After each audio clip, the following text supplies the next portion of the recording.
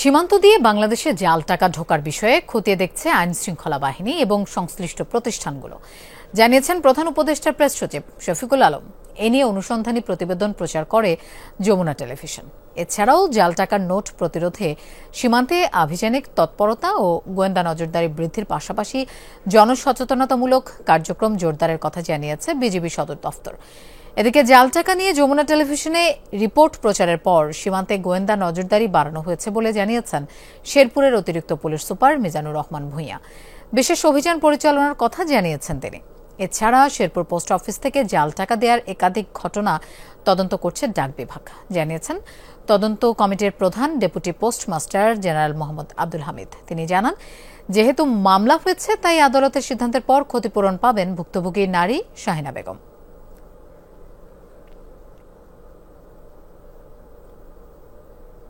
পুরো জিনিসটাই খতিয়ে দেখছে আইন শৃঙ্খলা প্রতিষ্ঠান। এগুলো বিষয়ের জন্য ডেডিকেটেড সংস্থা আছে, তারা এটা দেখছে। এটা অবশ্যই তারা তাদের আর্জেন্টলি এগুলো দেখছেন, এই বিষয়গুলো সিরিয়াসলি দেখছেন।